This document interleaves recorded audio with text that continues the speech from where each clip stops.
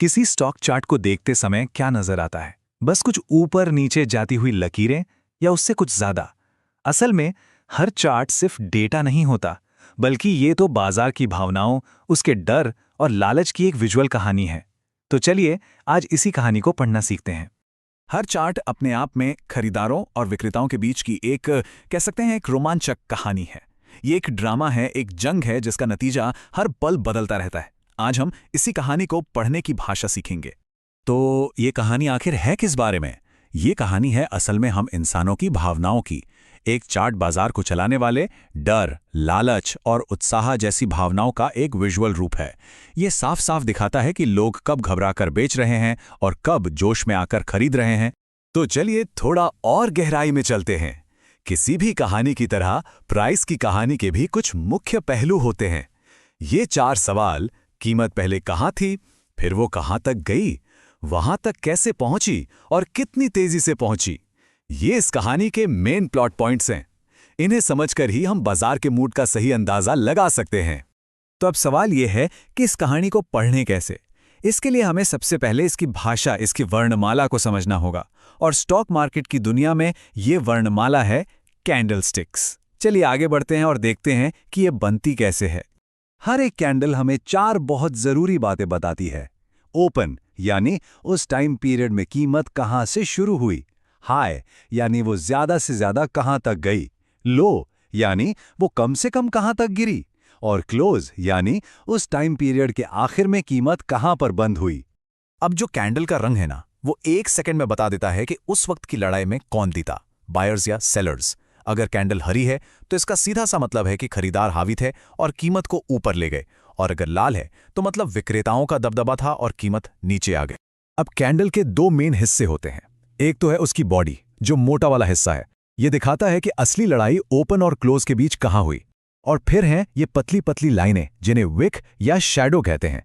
ये उस जंग की पूरी हकीकत बयां करती हैं कि कीमत उस दौरान कहां तक ऊपर और नीचे गई थी। अच्छा, अगर कैंडल कहानी के शब्द हैं तो सपोर्ट और रेजिस्टेंस को उस कहानी का सेट या वो जंग का मैदान समझिए जहां सारे बड़े एक्शन होते हैं। यहीं पर बड़े फैसले लिए जाते हैं। सपोर्ट को समझने का सबसे आसान तरीका है उसे एक मजबूत फर्श की तरह सोचना। ये वो प्राइस लेवल है जहां खरीदारों को लगता है कि कीमत अब काफी अच्छी हो गई है और वे खरीदना शुरू कर देते हैं, जिससे कीमत को और नीचे गिरने से एक तरह का सहारा मिल जाता है। और ठीक इसी तरह अगर सपोर्ट फर्श है तो रेजिस्टेंस एक छत है।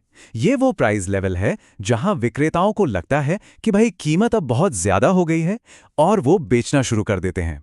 इससे कीमत पर ऊपर से एक दबाव बनता है और उसका ऊपर जाना मुश्किल हो जाता है। लेकिन सबसे मजेदार और जरूरी बात पता है क्या है? ये कि ये फर्श और छत हमेशा के लिए फिक्स नहीं होते। प्राइस एक्शन का एक गोल्डन रूल है, जब कीमत अपनी छत यानी रेजिस्टेंस को मजबूती से तोड़कर ऊपर निकल जाती है, तो वही पुरानी छत अब एक नया फर्श यानी सपोर्ट बन जाती है। ये कहानी का एक बहुत ही अहम मोड़ होता है। तो अब तक हमने क्या किया? हमने कैंडल्स की भाषा सीखी और सपोर्ट रेजिस्टेंस के मैदानों को समझा। जब हम इन दोनों को मिला देते हैं ना, तो हमें कहानी का पूरा प्लॉट दिखने लगता है, मतलब मार्केट का ओवरऑल ट्रेंड। पहला प्लॉट है अप ट्रेंड। सोचिए, ये एक पॉजिटिव कहानी है, एक उम्मीद की कहानी, जहां खरीदार लगातार बड़ी लड़ाइयां जीत रहे हैं। इसमें कीमत लगातार नए ऊंचे शिखर, जिन्हें हायर हाइज कहते हैं, और ऊंचे निचले स्तर यानी हायर लूज बनाती हुई ऊपर जाती है। और फिर आता है दूसरा प्लॉट, डाउन ट्रेंड। ये बिल्कुल उसकी उल्टी, एक निराशा से भरी कहानी है जहां विक्रेता लगातार कंट्रोल में रहते हैं।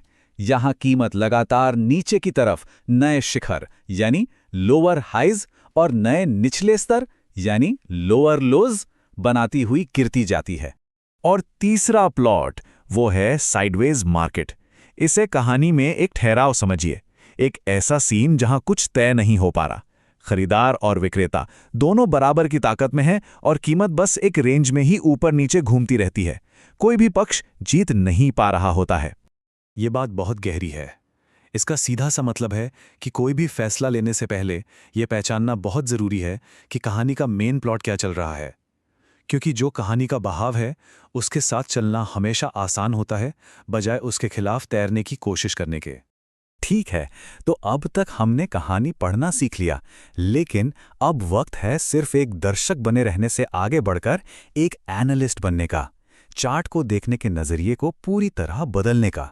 देखिए, शुरू में कुछ गलतियां होना बहुत आम है, जैसे हर कैंडल में कोई ना कोई सिग्नल ढूंढने लगना या फिर कीमत को देखने के बजाय सिर्फ इंडिकेटर्स पर ही भरोसा कर लेना। हमें याद रखना है कि लक्ष्य कहानी के हर एक शब्द में उलझना नहीं है, बल्कि कहानी के पूरे सार को समझना है। तो अब आगे क्या करें? एक बहुत ही सिंपल सी प्रैक्टिस है। कोई भी चार्ट खोलिए और सबसे पहले सारे इंडिकेटर्स बंद कर दीजिए। सिर्फ कीमत को देखिए। कहानी का प्लॉट पहचानिए। क्या वो अप ट्रेंड है, डाउन ट्रेंड है या साइडवेज है? और फिर उसके मुख्य युद्ध के मैदान यानी सपोर्ट और रेजिस्टेंस को मार्क कीजिए। ये अभ्यास आत्मविश्वास बनाने में बहुत मदद करेगा। तो आज की इस पूरी बातचीत के बाद एक सवाल खुद से पूछने वाला है, जब अगली बार कोई चार्ट सामने आएगा तो क्या उसे देख के डर लगेगा या उसे समझने का एक नया कॉन्फिडेंस होगा?